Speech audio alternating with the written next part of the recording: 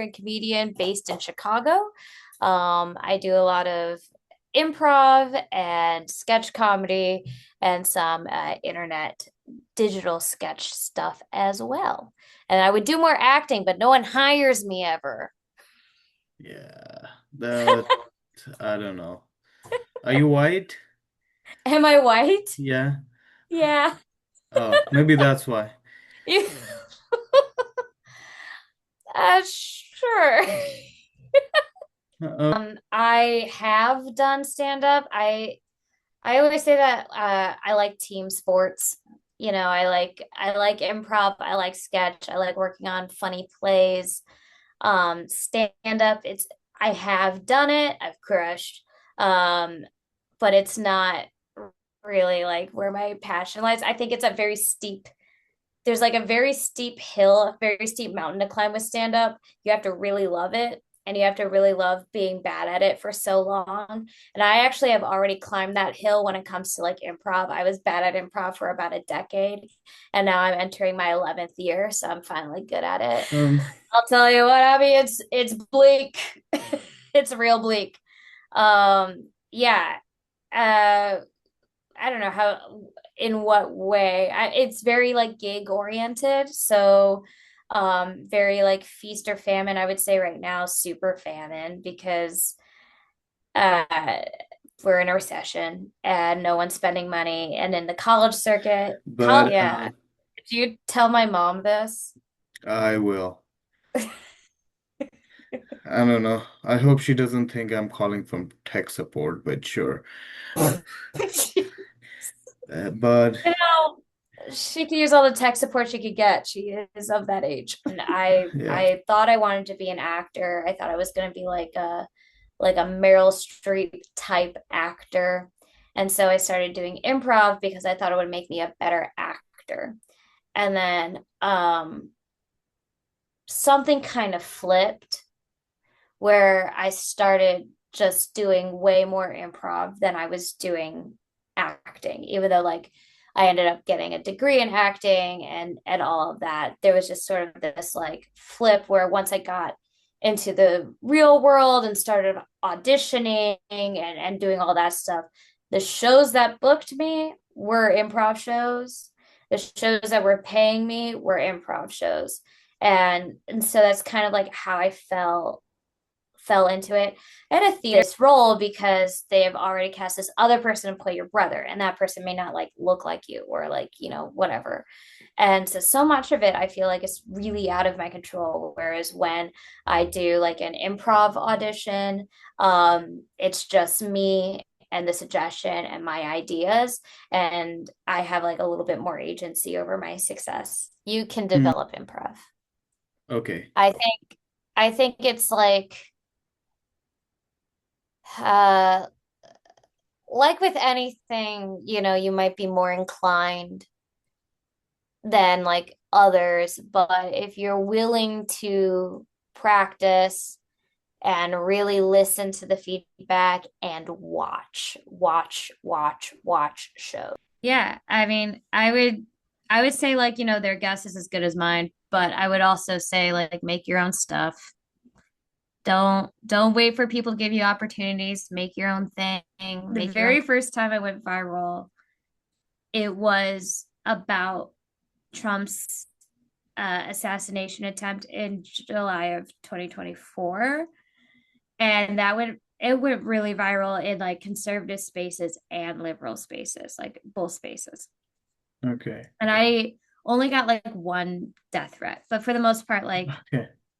it was fine. And, you know, the liberals thought I was there, you know, one of them. The conservatives thought I was one of them. I'm a secret third thing. No, but like I kind of like struck like a middle of the road chord. It's not until I made fun of Taylor Swift that I got comments of people being like, "This is in poor taste. This is like some people do anything for attention." Like Oh, wow. just things like that where it's like, well, I feel like I've touched more taboo subjects out there, Yeah. but Taylor Swift is untouchable. That was the main lesson Yeah. that I took away. Like, we all have a problematic fave, right? Like, there are people out there that are still into Kanye. They don't Oh agree with yeah. him, but they're still into him, or like Drake or like whatever. Like, but you have to be able to admit that your fave is problematic. Like Yeah. for me, I'm not really that into music, but like my problematic fave is the United States Navy's Blue Angels. I think that the military industrial complex is horrible and is a stain on humanity. And also, those airplanes are pretty cool. Okay, I'm gonna cut this part out. Uh, Okay.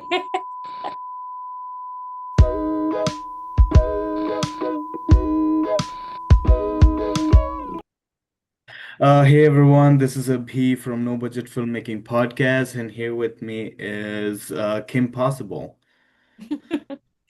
Yeah, that's right. I go by Kimball Shanks on Instagram, and that is my name, Kim. How are you?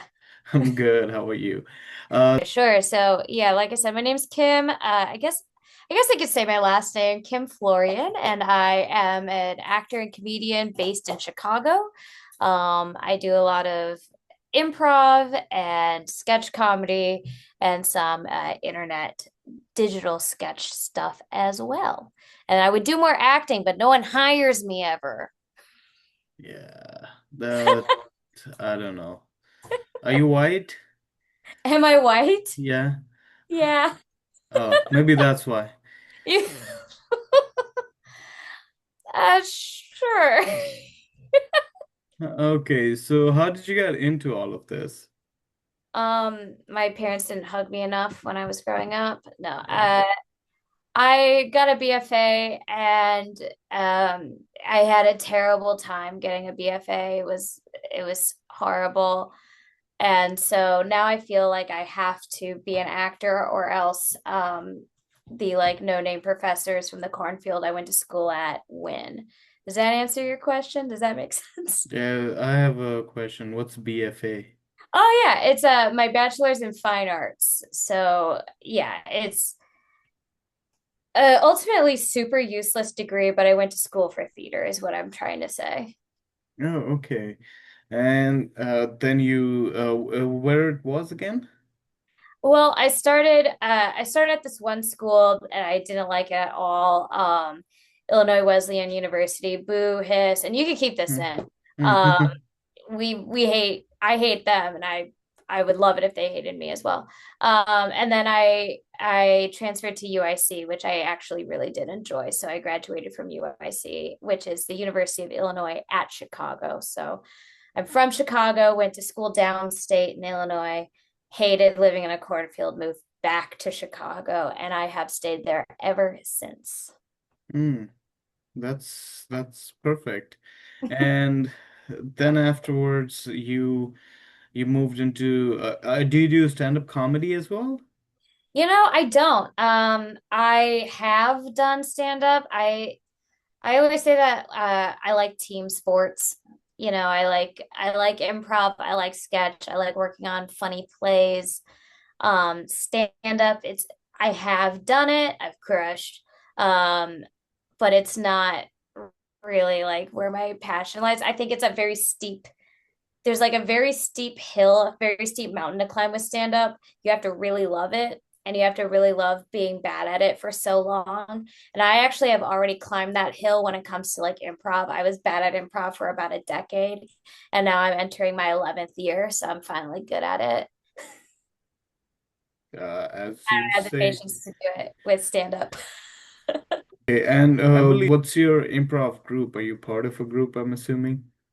Yeah, I'm part of a couple of groups. So I toured nationally with Mission Improbable. If you've gone to any school in like a random town in Indiana, this is a company that travels to different places across the US and they do improv comedy for college campuses. So I've been in they call it the college circuit. I've been in the college circuit for about 7 years now. So I work with them. I have worked with Second City, doing contracts for them before. And now I Am I on an active improv? Kind of what happens in Chicago is people will just like ask you to do shows with them, and then I'll show up and I'll do shows with people. But I do have a team. I have a Bad Look. We do digital stuff, and then we also will do improv stuff as well. But it's kind of ambiguous, you kind of float around. Okay, I was saving it for later, but what's the money situation like? What's the money situation like? Um, I'll tell you what, Abby, it's bleak. It's real bleak. Yeah. Uh, I don't know in what way. It's very like gig oriented. So, very like feast or famine, I would say right now, super famine because uh we're in a recession and no one's spending money. And in the college circuit, so I'm like getting ahead of myself, but historically, like when I started doing improv for colleges, it was pretty lucrative. And colleges, they had budgets set aside for entertainment, and they were very eager to bring us out. Now, a lot of the college budgets have been slashed in a lot of ways, and so their budgets for entertainment is it's much much smaller.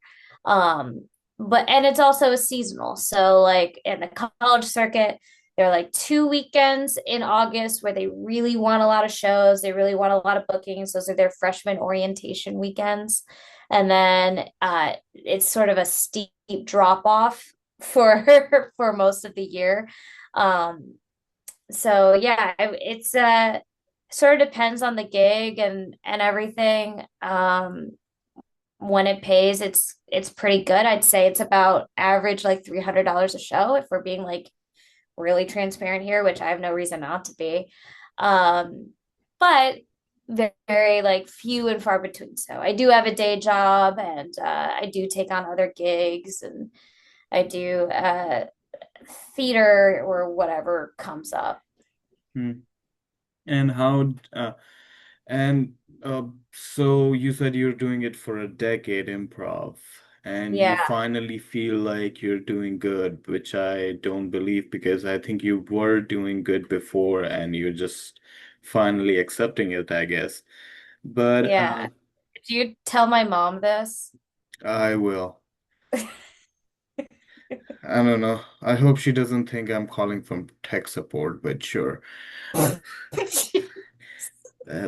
You know, she could use all the tech support she could get. She is of that age. yeah, so there's That's a that. very funny joke. Yeah.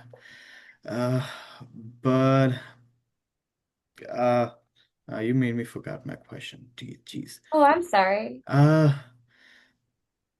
oh my God. Uh, what It was was my? about I'd been doing improv for a while. I said I Yes, just yes. Yeah. So how was your journey like? Because if I'm thinking about improv, I think I'm too much of a wild card to just do and play along with other people. So I don't know. I don't think we can do back and forth with that. So. I think you could. I think you could totally do it. Wild cards that, those are some of the best people to play with. Uh, I got into improv in high school, and I started it because we really liked that show, Whose Line Is It Anyway? Yes, I've seen it. Yeah, with Colin Mockery and Wayne Brady and Drew Carey and all of them. So I thought that was really cool, and I thought I wanted to be an actor. I thought I was going to be like a Meryl Streep type actor. And so I started doing improv because I thought it would make me a better actor. And then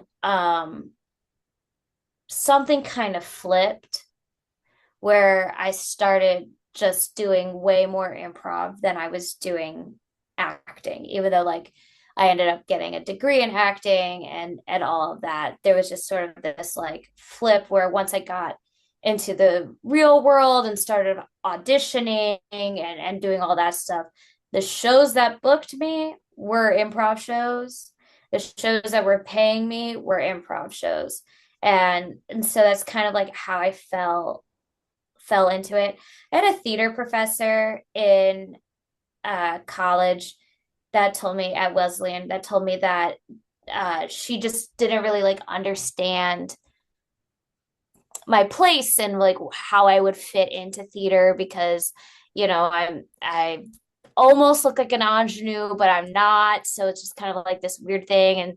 And she looked at me and I was like 19 years old and she's like, yeah, I don't really know like where to place you. And which is like a crazy thing to say to a 19-year-old who just paid you $50,000 to literally place them. But now that I'm older, I've realized that that just means that you're a comedian. So if they ever say that to you in college, if, like the four people who are watching this, as you said, um, if if a professor Okay. ever says that to you, it just means that you should do improv. Actually, Yeah. my last reel got 1900 views, so it's not just All four people, right. okay? Excellent. It's sometimes 15, so it goes up and down. My fiance has a podcast that when you approached me for this podcast, it reminded me of his. He also has one where, a small creator, varying views. Hmm. And so in your pitch, you were like, think nobody, think like nobody sees it. And I was like, Yes. hell yeah, I Yeah. love that. Yes. Because it's yeah, some on Spotify no one listens. Literally zero listens or views. I don't know what plays, zero plays. But yeah, on YouTube it's sometimes like 3, 4, 50, and out of nowhere there's an out you see like a surge of like 1900 something. So it's all over the place. So I don't know. Yeah, you never really know what hits or why. Yeah, so yeah. And so in college you started moving more towards improv. Does it still feels like to be, or does your heart still yearns to be the next Meryl Streep? Oh, that's such a great question. No. No, and I've gotten and I'm a part of a theater company that's emerging, and I'm famous for sitting in the meetings and saying like theater is bad and we should all stop what we're doing. Um, no, I don't think so anymore, though that is a great career if you can swing it. Um, Yeah, that's so funny. No, I've definitely like stopped thinking that for sure. And I pretty much only do improv, sketch, or like comedic plays at this point in my life. Last year I was in a play and it was like the first play I had been in since 2016. Oh wow. Yeah, Oh. I just don't do them that often. And I think it's because like when people cast plays, so much of casting is based on other people. So like they might not cast you as like this role because they have already cast this other person to play your brother, and that person may not like look like you or like, whatever. And so much of it I feel like is really out of my control. Whereas when I do like an improv audition, it's just me and the suggestion and my ideas, and I have like a little bit more agency over my success. Hmm. And it's was it a comedy play? Yeah, it was a farce. Yeah. Oh, nice. I love So it did farce. end up being comedic.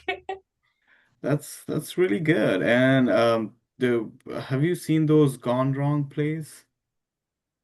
Oh, Like tell me more.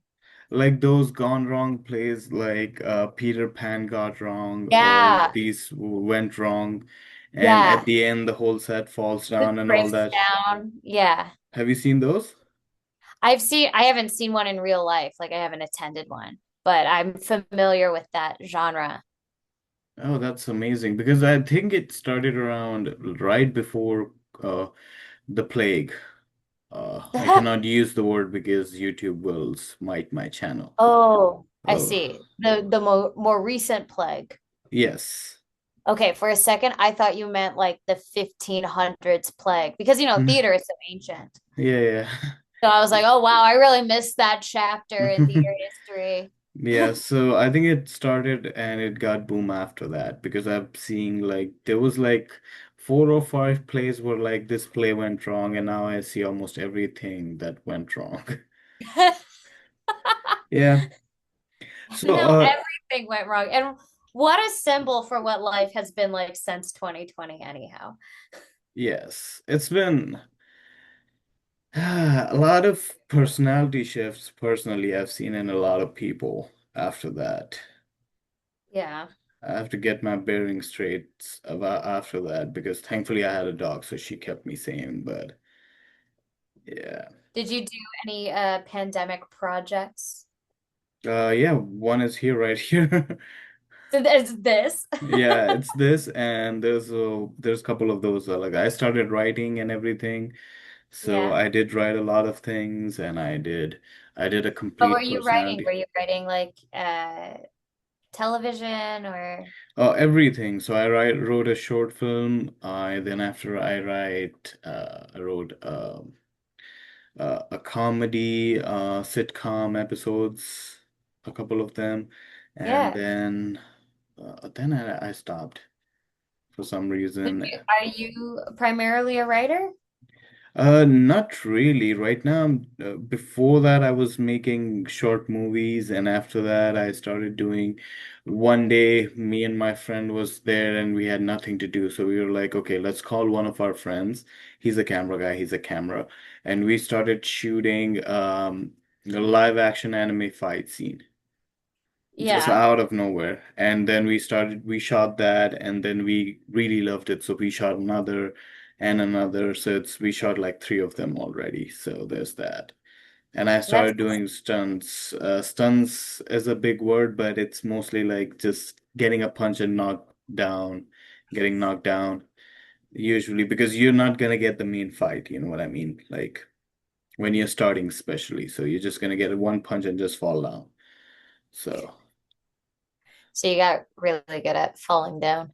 Yes, especially I got really good at being decapitated. What? Yeah, You gotta walk me through that. What are the key components to being decapitated? it's nothing. Your bodies go stiff. That's it. Like when someone decapitates you, your head is somewhere else, so your body does not have any control. So just like yeah, you just get stiff and just fall on the mat. That's awesome. Yeah. How many times have you been decapitated? 3. Three. Yeah. I I had a friend that he was Irish and his job was he was like a stunt guy for that film Vikings, or sorry, Oh, that TV show Vikings. oh yeah. And so they would just like dress him up in different special effects makeups and like kill him in new creative ways every week. Yeah. It's It's fun. like the It's same guy, but they just like change out his beard and give him like, that's yeah. funny. Okay, are you in touch with because I think the most famous in the whole country, even more famous than LA, the improv scene in New York is very famous. Were you in touch with those people, those groups? Um, well, I'm based in Chicago, and usually what happens is people stay in Chicago for a good while and then they move Branch. to either New York or LA. So I have a lot of friends who have gone the New York route and are crushing it up there. Second City just opened a theater in Brooklyn. So I've got some friends that are working in that space. But yeah, I mostly am in Chicago. Oh, okay, okay. But you do visit them, and do you know what the scene is like there, right? I'm not that familiar with like the New York scene. Hmm, interesting. I think not anywhere other places around the country. Um, yeah, I don't know. I've had friends that have gone there, so I kind of know like a little bit here and there. The random sister city that I have a connection with is Winnipeg in Canada. Okay, I'm a big part of the improv scene in Winnipeg, Manitoba. okay. I don't even know that's the city's name. That is a city's name. Yeah, it's directly north of Chicago, 15 hours. It's in the middle of Canada. Okay. And my fiance is from Winnipeg and he Oh. has a group and that group does really good work up there. Club Soda Improv, shout out Club Soda. Hmm. Uh, and they perform in the improv festival up there all the time. We just went to Montreal and did. Oh yeah, you asked me if I was in an improv team. I'm in that one. I totally forgot. Uh, Okay. we just did like the Montreal Comedy Festival, Le Grand Yes and yeah, they're great. They're working on getting their own space. So, if one of the 15 to 1,500 people listening, if you're up in the Canada and you want some good classes, check them out. Oh, absolutely. And Montreal, is it both, is Montreal is like French and English speaking? Because apart from that, it's like just French, right? It's very French. It's I think it's French first Oh, and then English second. But the festival had all kinds of people, both French and English. I don't speak French, so I hung out with the Anglos. yeah, same here. Okay. Yeah, I just blocked someone French You just on blocked someone on who's French. Monday. Yeah, Oh no. that's how I French hate French. Canadian or France? Oh, France, France. France. Oh, OG France. Yeah, Uh-oh. yeah. I'm gonna cut this part out. Uh, Okay. but yeah, and okay, so okay, one question I have is like when someone is like, okay, I want to do improv, I want to do this and that. Is it something in your experience like it's something like I would say singing that some people have it or don't have it, or you can develop it? You can develop improv. Okay. I think I think it's uh like with anything, you might be more inclined than like others, but if you're willing to practice and really listen to the feedback and watch shows, then you can absolutely become good at improv. I'm born and raised in Chicago. I started doing improv in high school, and then I started doing improv like with real adults at kind of a young age because I started in college in the city when I was in the city. So I would be out at bars doing improv with like real adults. And so I've seen people from like 10 years ago who maybe weren't super in control of their tools or whatever. And then I've seen them now and they're like on the stages, at Second City, or they're, performing at the Annoyance, or they've got a commercial agent and or they moved to LA. Like there's like Chicago is such a good hotbed for training, and this is really like the best place to learn. People call Chicago like a natural graduate school, basically. Hmm. So it can be taught. I have seen people make great strides in improv for sure. Hmm. Oh, that's a really good message for the people. But Yeah, I'm kind of an inspiration. yes, Kim. And okay, when you're learning it, it's just like just leave your just don't think about anything. It's like because sometimes when you get too impulsive, you say something that you regret, like me. Yeah, I think that's like kind of the that's what classes are for, we all say stupid stuff. It happens. And it's best if it's gonna happen in rehearsal, happen in a classroom and not necessarily on stage. Yeah, you could totally say stupid stuff. It definitely happens. But I think like if you're, pure of heart, which I know that you are, it wouldn't really happen for you. Yeah. It's hard. It's hard to like uh it's hard to talk without a script. It's hard to pretend. It's It's hard to do it with a stranger if you don't know the person you're improvising with. That could be really scary and challenging. You don't know what's going to come out of their mouth. Um, but if you practice, there are like certain tools and guidelines and things like that. If you employ all those, it's actually a lot of fun. Yeah, yeah, I'm assuming it is fun because most of the time when I tried to do theater plays, they had to stop me from improvising because I was just improvising so much. And sometimes it hit, and sometimes it fall flat. So they were like, just follow the script. We know that this punch hits. Why you change it all the time? So yeah. Oh no. So I don't know. So you are a wild card for sure. Yeah, Yeah. I know myself. Great. What So, what kind of plays have you done? so they were heavily stylized, and the theater company was basically jesters. The theater jesters. So it's all of it. We had like clown makeup on, and it was all stylized. And we did one that was three promotions in succession. I'm not sure if you heard of that play. It's a Chinese play that was translated. And there was this one, I'm forgetting the name, but it's it's a communist propaganda play, but it is that. Oh, wait, is it Shen Yun? There was one I don't remember. The story is That's also like about a weird propaganda play or something. It's like, no, but it hits emotionally because it's about like one merchant tried to win a contract, and he had a servant with him who was taking him away from they're crossing a desert, right?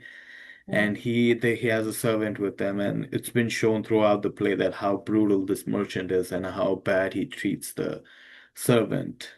And I don't like to use the word servant, but that's what the name of the one is. And at the end, because of the money and everything, the merchant ends up killing the servant because of how cruel he was.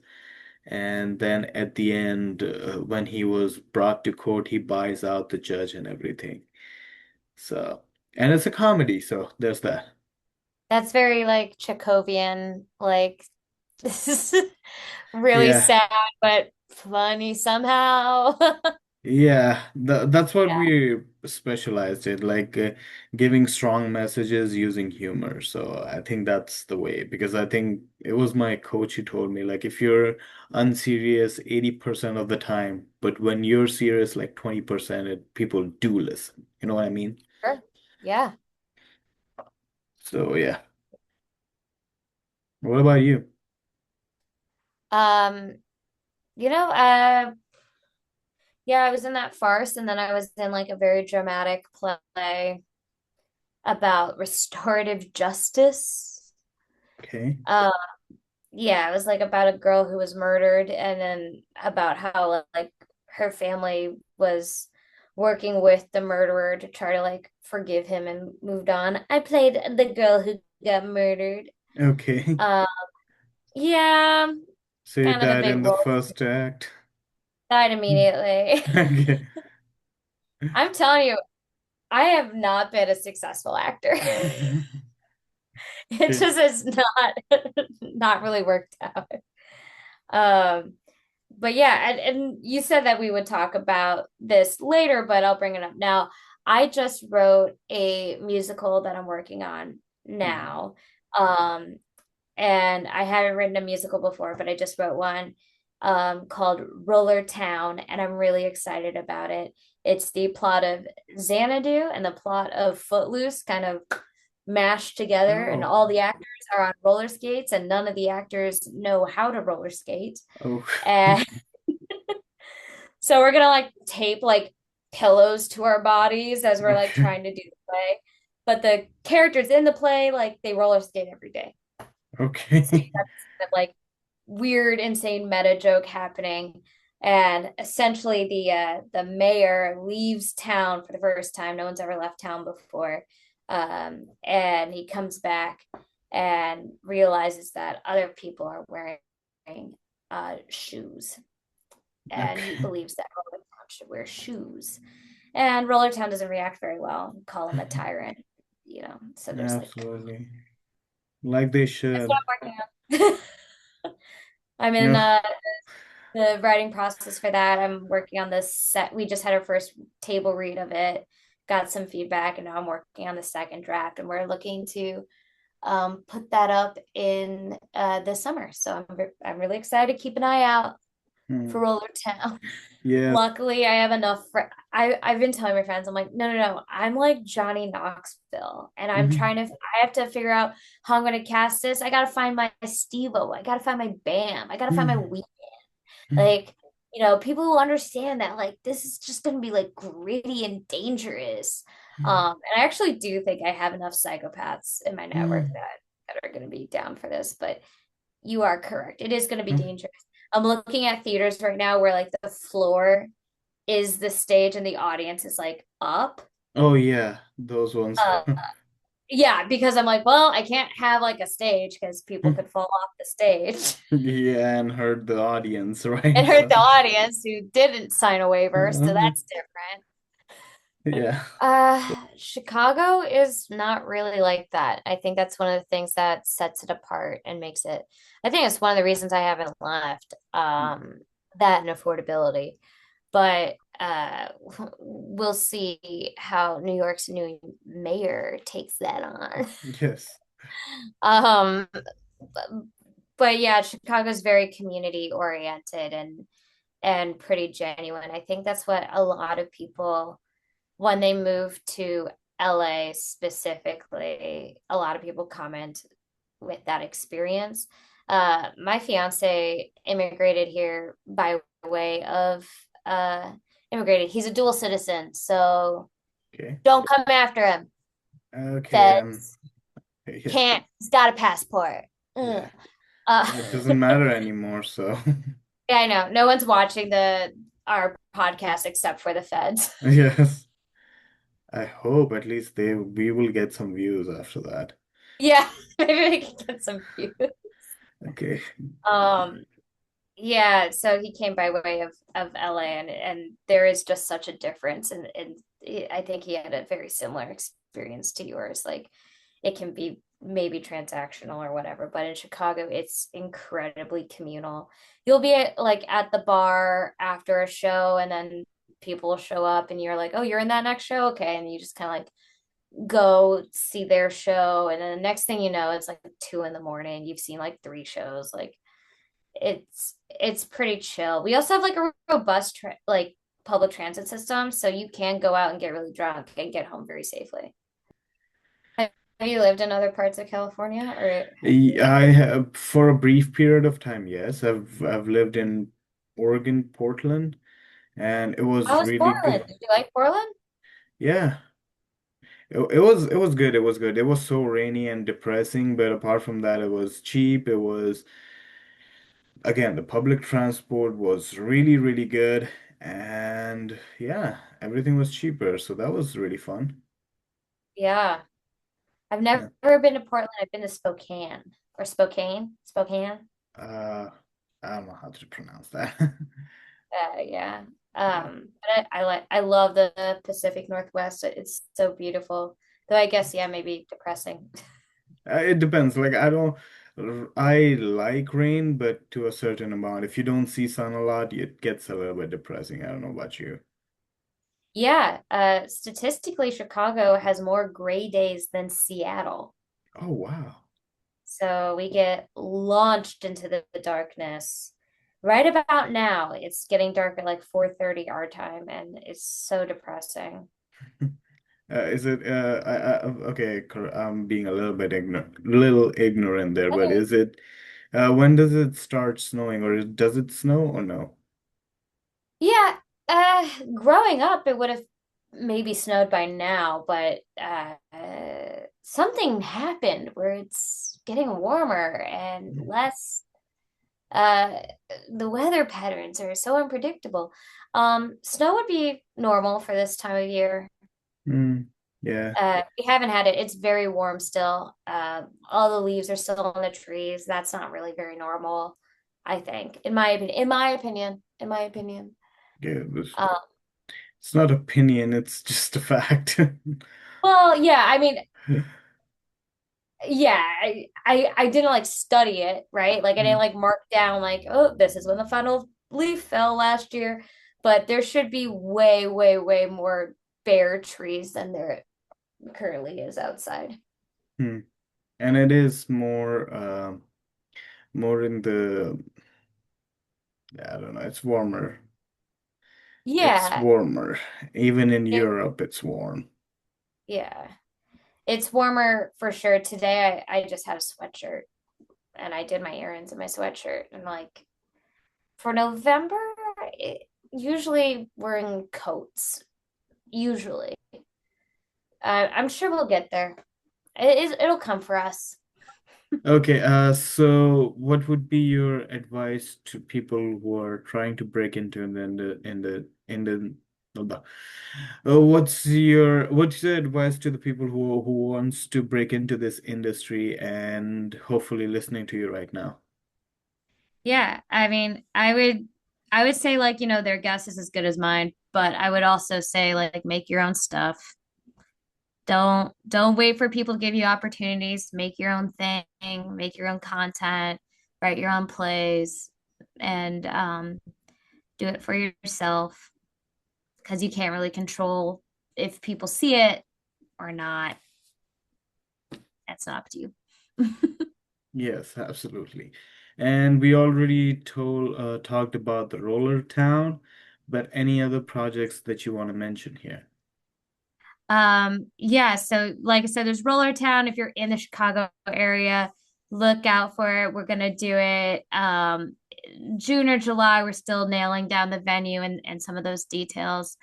And a company that I work with called the Ass Menagerie. It's a burlesque company. They are doing a Valentine's Day run. So follow them on Instagram. You won't be seeing my boobies, but you'll be seeing some really good friends of mine. Okay. I don't know what burlesque is. What's going on here? Sure, sure. So burlesque is like a very old fashioned comedy dance style, but it's usually in the form of like strip teases. Your face, you're gonna throw up. No, no, no. I'm just. It's interesting. It's good. It's good. It's good. It's good. Yeah, I'm yeah. not a You should prude. I'm check not one a out. prude. You've I'm got not there a are plenty prude. of troops in LA. Oh, really? Oh I didn't know yeah. about that. Yeah. Some of the girls from this troop live out there now. Yes, funny I'm gonna things where it's Google it like, right now. What's yeah, it? but be careful. Burlesque? What do you mean, be careful? I'm not sharing my screen, so don't worry. Okay. Burlesque.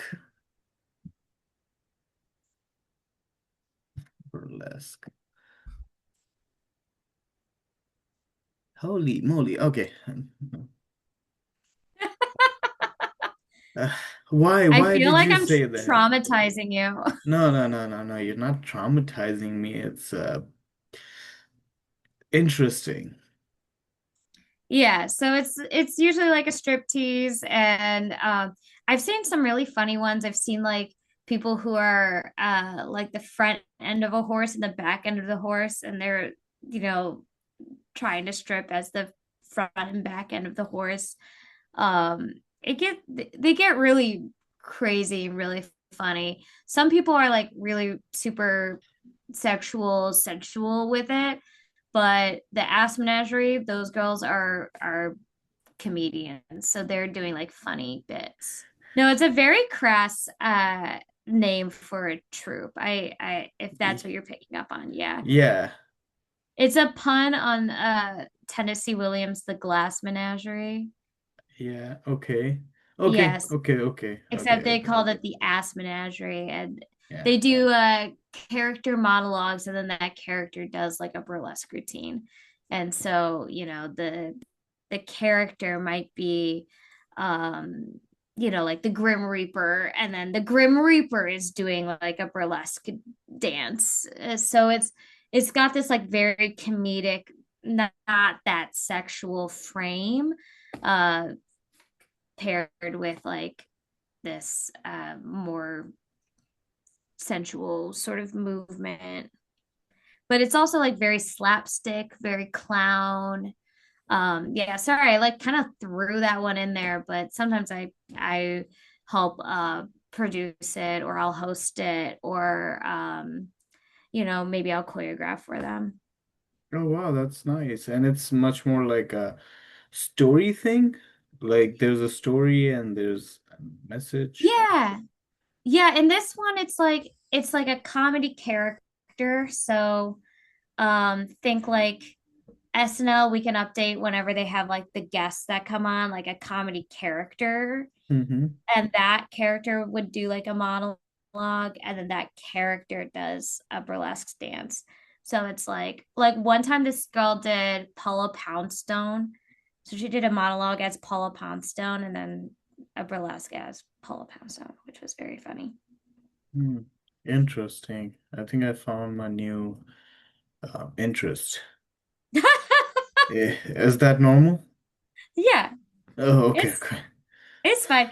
I've had people like come to the shows, like guy friends of mine come to the shows and be like, I am bringing my girlfriend because I don't want to like be sitting there by myself like a creep. Yeah, But yeah, it's only you're right. creepy if you're gonna be creepy, you know? Oh yeah, of course. Of Yeah. course. I'm not yeah, you're not like just like staring and staring. Yeah, yeah. Yeah. You have to like clap the appropriate amount. Yes. Like not just yay, yay. Oh, yay. Okay. Well done. Well done. Yeah. So I just want to support them because they're doing a great job out there, and they're kind of a new company. So I wanted to shout them out. And yeah, I think those are my big projects. Winnipeg Fringe, I'll be with Club Soda. If you're up in Canada, I'll be doing that. And then that's really it. I follow me on Instagram, doing Yes. bits on Instagram, making fun of Taylor Swift. Yeah, absolutely. And I will probably continue to do so, actually. You're not getting any hate? I think what's interesting is the very first time I went viral, it was about Trump's assassination attempt in July of 2024. And it went really viral in like conservative spaces and liberal spaces, like both spaces. Okay. And I only got like one death threat, but for the most part, like Okay. it was fine. The liberals thought I was there, one of them. The conservatives thought I was one of them. I'm a secret third thing. No, but like I kind of like struck like a middle of the road chord. It's not until I made fun of Taylor Swift that I got comments of people being like, "This is in poor taste. This is like some people do anything for attention." Like Oh, wow. just things like that where it's like, well, it kind of I feel like I've touched more taboo subjects out there, Yeah, but Taylor Swift is untouchable. yeah, that's kind of stupid. If you are a Swiftie, you should be able to make fun of yourself too, right? That was the main lesson that I took away. Like we all have a problematic fave, right? Like there are people out there that are still into Kanye. They don't Oh agree with yeah. him, but they're still into him, or like Drake or like whatever. Like, but you have to be able to admit that your fave is problematic. Like Yeah. for me, I'm not really that into music, but like my problematic fave is the United States Navy's Blue Angels. I think that the military industrial complex is horrible and is a stain on humanity. And also, those airplanes are pretty cool. Okay, makes sense. And I like it when they go loop de loop. I don't know, sorry. Yeah. But I know this about myself. I know that I live in a valley of cognitive dissonance about this. Yes. And Uh, I beg the Swifties to just recognize, like, yeah, she's kind of problematic. I like her anyway, but it's a little silly. Like, that's all. yeah, and it's like, yeah, that's it. That's all we're gonna say about that. Okay, Don't worry, this will boost your engagement because we'll get hate a lot comments. of hate comments. Okay, okay, I think the new album sucks. It's not her best work Yeah, it is by what any it is. means. It is what it And is. I'll say it on this podcast because I haven't said it online yet, but Hmm. like, this is a person who is living in a country that is currently descending into fascism, and she's got nothing to say about it. Like, as an artist, I'm like, that's embarrassing. That's Yeah, embarrassing. yeah. Like, they are tear gassing my neighbors outside my apartment some days. And What? yeah, I live in Chicago. Yeah, yeah, yeah. Yeah. And so, like, the feds are here and they're running amok and it's crazy. And I can't say too much because I don't want to get, carted away or anything. But this is America. This is like where Taylor Swift is from. And I'm not saying like she needs to stop it. I don't think she can, but Hmm. you know, to see all this going around and being like, but I want to talk about like my boyfriend's big dick. Like, that's Yeah. embarrassing to me. I'm like, that is embarrassing. Yeah, I don't know. She's got So, some like catchy songs and stuff, which is great, but I think like ultimately she stands as a pillar of what you can do with a lot of money and white privilege, yeah, yeah, basically. But yeah. yeah, you can like her, just admit that she sucks too. Yeah, I love her Shake It Off era or whatever it is. You It like was that one? amazing. Yeah, I like Shake It Off. I liked some other songs with what she made during that time, and it was really Yeah, good. I I liked like that stuff too. I like Katy Perry, even though I don't think she's a good person. But Yes. And that's like, that's again, that's another example, right? Like, Katy Perry was really fun when like the world was fun, but right now the world is like not fun anymore. So hmm, we don't want to see you in space with Jeff Bezos's fiance. Like, that's a disconnect. Like, we don't like that guy because he's ruined our lives. So it sucks for us to see you be buddies with him. So I think like that's sort of like that's the realization I think people are coming yeah. to. Or moreover, like don't preach anyone then. Simple Yeah. as that. If you don't have any association, if you don't have any beliefs, it's fine too. You don't have to choose a side, but don't act holier than thou. Yeah. I mean, I think I am acting holier than thou right now. No, no, But it's okay. if you're an artist, you should have a perspective about the world. And I'm a comedian, and a lot of what I have to say is based on what is happening around me, how I'm viewing the world. And I want to hold Taylor Swift to that standard because that's the bare minimum for being an artist, Yeah, in it's my opinion.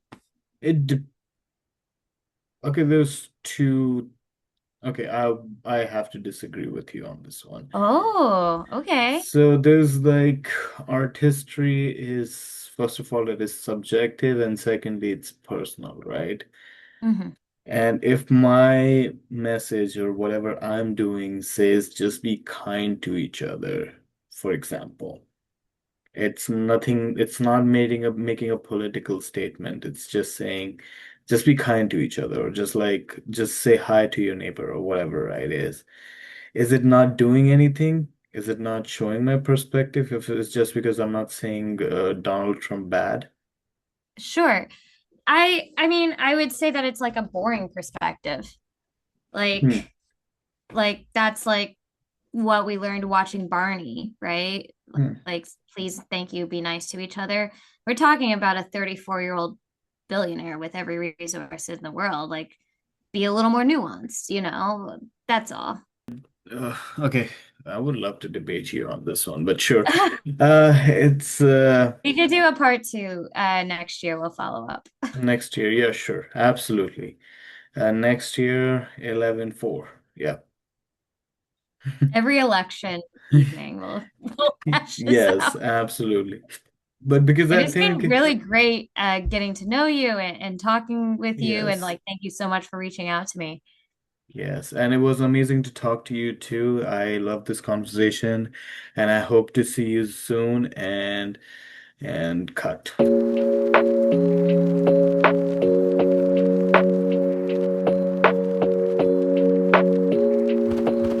Subscribe for more content. Please, please, I'm begging you. Please, I'm desperate. I don't know what to do. Please subscribe. Subscribe to my channel. Like, comment, and subscribe.